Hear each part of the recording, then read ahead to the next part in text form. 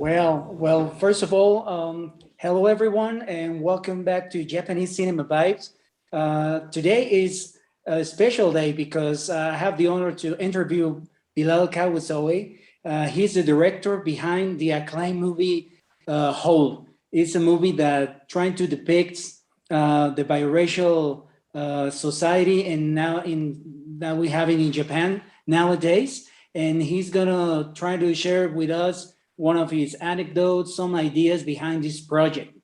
So Bilal, thanks again for being here with us, and congratulations for a great movie. Thank you.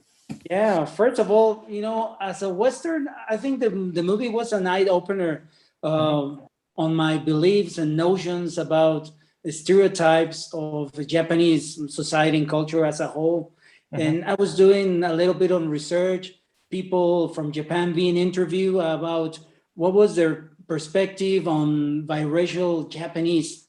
So, and they tend to say probably they're more related with the business industry or the show business. I don't know if that's really true from the regular Japanese people as a whole. Actually, I think there are more biracial, or I guess you can say mixed roots people, multiracial people in Japan who are not in the entertainment industry. It's just that the entertainment industry has, I don't know, I wouldn't really say a stereotype, but you see a lot of biracial people on TV that people have this image of, let's say, Hafu or mixed race people. So I guess people tend to forget that there's a lot of people who are not famous and who are not on TV.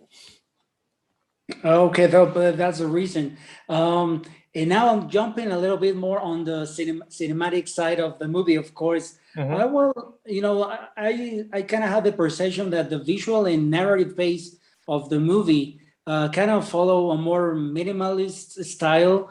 And by doing this, I'm not so sure if you were trying to give enough time to the audience to kind of feel the characters, trying to get identified with Haruki, with Makoto. I don't know if that probably was behind the design of the movie. Do you mean the duration or more of the artistic Yeah, choice? like the rhythm Oh, and right.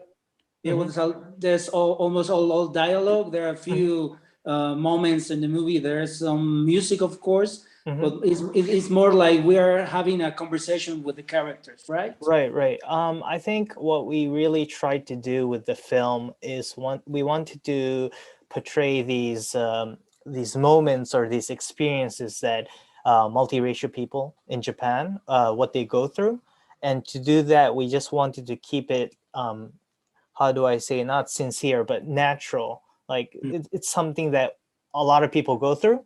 So we didn't want to dramatize anything. We just wanted to show it as it is. So I guess in that sense, it became how it is. Okay, so by approaching that type of daily activities from biracial people in Japan, I was kind of very struck on precisely the naturalistic feeling of the movie. Like probably it wasn't really that getting into their drama. There were some moments of the plot itself. Like for example, Haruki was having a disappointment with his mother when he was returning. Supposedly he was returning from America, I suppose, but they didn't say exactly where, and kind of really have a really portrait about that. And another thing that I would like to tap on is like how was also the experience of working along with your brother Usman? Right. Because also there are a lot of information that he was part of the co-creator and also a script writer as well. So how was that feeling and that synergy working along with him? I would say it was difficult, but also at the same time, it was a very interesting and very thought-provoking experience because, well, he was the one who came up with this idea and he decided to write this story. And it comes from a lot of his experience, but at the same time, it comes from mine as well. But as we did a lot of research into other experiences as well, we realized that a lot of people have the same experiences. So that being said, I think I also wanted to make sure I respected my brother's story and his ideas. So I think in that sense, it was a really good experience for me to kind of work with someone I was close to, instead of someone who I didn't know at all. So I guess, yeah, it was a good experience, up to the point of the production, the filming. During filming, it was a bit difficult because my brother is not an actor. Oh, So yeah, he doesn't have like acting experience or anything. So that was a little difficult. But in the end, I think it turned out all right. okay, definitely. Well, and also another thing, funny fact. I mean, because the official running time of the film is like Mhm. roughly 40 minutes, right? Yes. So that kind of type of length sometimes it's not a very typical, Right. sort of film production. So do you have more footage on stock, or do you were planning to expand the story, or there were enough narrative elements of the plot that you said, Mhm. okay, with this type of story, of this type of situations, probably the audience will get enough of the sensation of the Hafu people. Exactly. As you said, we have a little more on stock, and it was actually closer to an hour or so, for the first rough cut. But as you mentioned, I think if we showed too much, the audience would feel a bit too overwhelmed with, I would say, the Haruki and Makoto's experiences. It would be too much, and I think it would be a little too dramatic if we showed too much of their daily experiences, although it may be very close to reality because it's something we experience on a daily basis. But at the same time, we wanted to make sure it was a compact film with a strong message, that wasn't too dramatic. Okay, I see. Right. And you mentioned also earlier at the beginning of the conversation that nowadays seems to be the Japanese society tends to be more diverse. So, for Mhm. example, if we have the chance to be in Japan right now, how often or how real is gonna face some biracial people living in Japan? Do Mhm. they gonna start facing the same struggles that are depicting on the movie? Mhm. That's a really good question, actually. When we were making this film, we really didn't understand the scope of how people would react. And after we had our theatrical release, we realized how many people still struggle with this issue. About 8 years ago, there was a documentary named Hafu, called Hafu, which came out. And I thought, 8 years later, things would be a little more different. But it seems like even though there are a lot more mixed race people in Japan, people still face the same experiences. They still face microaggressions and some sort of discrimination. So not a lot has changed, surprisingly. But I think this film could be a small voice in the film industry that would kind of let people kind of understand and experience what it's like to be a multiracial person in a homogenous society. おかしいよOh, 日本人は日本人外人は外人勝手に人間にラベル貼って貼られた側の人がどれだけ傷ついてるか分かってない今日は外人多いな。俺外人ちゃうで。嫌にならないんですかお前もハーフな。ダブルですなんやダブルって。じゃああなたは何なんですか俺は日本人。hey. So, and also, there's a scene, during the beginning of the first minutes of the story, then Haruki and also we're gonna find that both characters are gonna meet together in a noodle shop, a ramen shop. And so I was wondering if there's a difference between those terms used in Japan for describing biracial people, like Hafu and Daburu. Is Right. if we use it, can we get into troubles with having activity with people in Japan? Actually, it's not considered a racist word. So Okay. calling someone a hafu or a daburu or even mixu, it's not necessarily something that would be an attack on that person. But there are a lot of people who don't tend to like a particular word because it sounds like a label. Because in the end, we're all Japanese, but we Yeah. are labeled as hafu or daburu or mixu. So I've met a lot of people who don't like to be labeled and just want to be seen as a human being or just want to be seen as a Japanese person. Okay. And regarding, this response or reception from the people, before, of course, the pandemic, the movie was screened at different festivals, Japan Cuts in New York, Osaka, and Korea. So what was the reception back then? Perhaps taking away, this whole drama about the COVID-19. So you were more focused on the story and pre-pandemic kind of real festival life. So how was the reception back then? Right.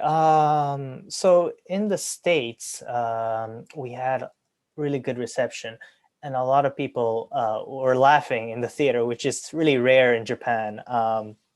And after the screening, we had a lot of people come up to us and kind of share their experiences and thoughts, which is not too common in Japan compared to the States, although there are still people who come up to us in Japan. In Japan, in Osaka, when we screened it, we had people come up to us and tell us what they didn't realize what biracial people go through. So that was really interesting. But festivals are places where a lot of people who love films go to. But when we actually released it in theaters, we were able to show it to a wider audience, and that's when we really got to speak to people who I guess needed the film or were moved by the film. Okay, and actually by saying that, last month you released the movie actually in Japanese theaters. Yes. So everything is doing fine, I suppose, right? Yes, surprisingly, we didn't expect it to be played in the theaters because of the nature of the duration of the film. It's 45 minutes, but fortunately it was picked up and now it's in theaters. Well, this is great. And now, Thank you.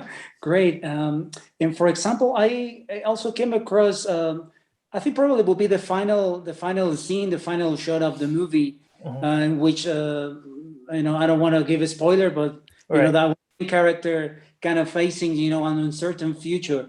I don't know if you were thinking of that particular shot to be viewed as such, or probably was part of the filming process that maybe the actor or you as a director were having a different approach to that scene. I think it was something we found during the writing process. We tried to come to an ending with an answer, but we realized it's not something we should be doing because anybody with an identity crisis or anybody searching for their identity, it's different depending on the person. Everyone lives a different life. Everyone has different experiences. So it would be, we felt, my brother and I felt it was wrong for us to give a clear ending, a clear answer. So we wanted to make something that would be positive, but at the same time, not give one single answer, for example, to an identity crisis. Okay, great. And you already, of course, mentioned, sharing your experience working with your brother Usman. How was working and the whole, process working with the rest of the cast? How was the cast made? And how long did it take you to shoot all the movie? It took 5 days. It was a really low budget film, so we did our best to shoot it in 5 days. The cast were really, they're really great people. They really understood the vision that we had, and they worked really hard to try to bring their character. Even though they had small parts, they wanted to. I wanted to make sure they were people who were actually you would maybe encounter in Kansai. Kansai is the area that we shot in. So yeah, it was a really fantastic experience to work with them. We especially with we had a lot of rehearsals with my brother and the other two, because there's a lot of Kansai dialect going back and forth, and it's very unique to this region. And if we were to do it in any if we weren't doing it in an authentic way, people can tell right away. It's a really we had to be very authentic. Yeah. Okay. Yeah. Like low budget, very local oriented, project. Right. Right. Yes, that too. And for your understanding, there are other more Japanese movies or international movies trying to project the nuances of being biracial in Japan, or of your movies part of like an experimental kind of film. I think there are people who are trying to make films like that. I've seen a few, but not a lot get to the mainstream.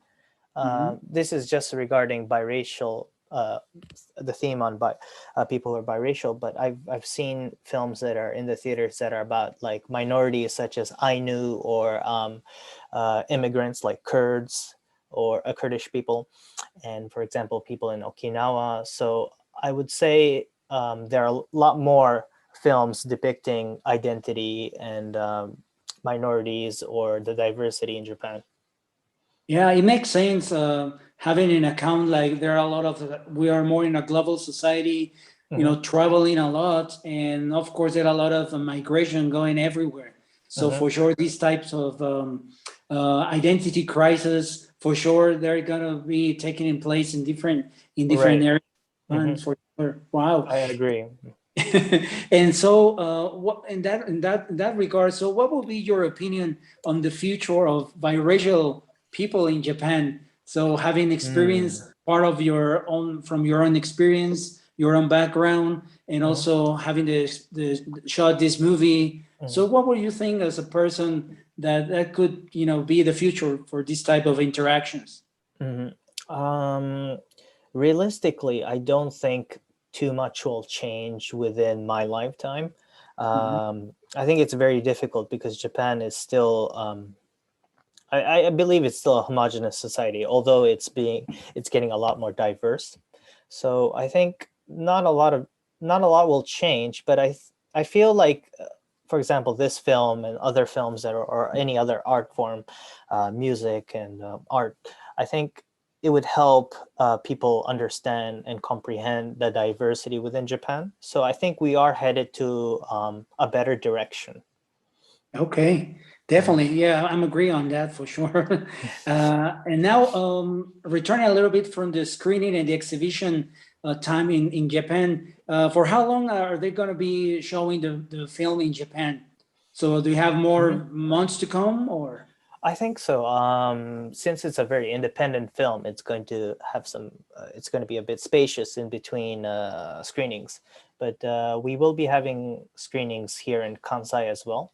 Tokyo ended, but I think the distribution company is trying to get other theaters to screen this film as well, which would be really great because this film was shot outside of Tokyo. So it would be really nice to show to people who don't live in a big like metropolitan city. So I'm kind of excited to see what people will think. Okay, and what about overseas distribution? Besides, of course, the screening at the U.S. festival in New York and some Asian countries, is the movie distribution strategy have future plans for going to another countries, or? I think once this theatrical run ends in Japan, I think we will just release it online so people can see it internationally. I've had a lot of people contact me and say, I live in so and so, but how can I watch this film? And I realized that I just really want people to see it. So I don't think we will be having any big screenings or anything. I think we will go straight to online distribution. And yeah, and I can start working on my next project as well. So I think that'll be perfect. Oh, great. And also, I was about actually just to ask you, what about your future projects? Mhm. Any ideas, any projects that you might like to share with us, or?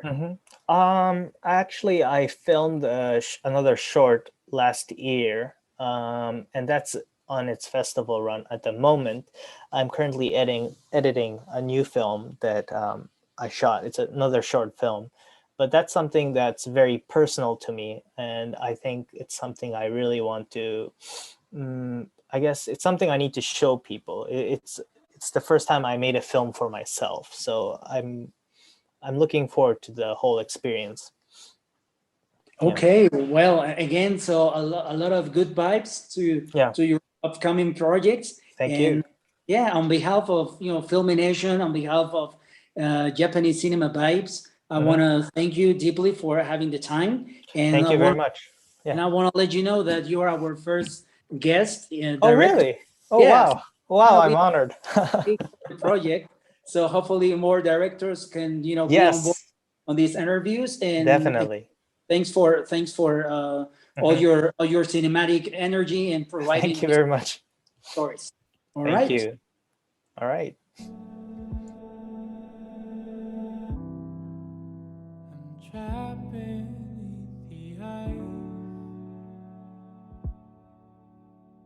Memories and flashbacks pull me down.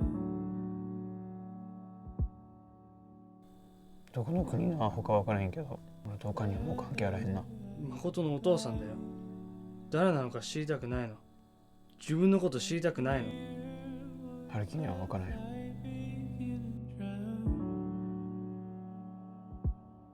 Wouldn't it be great?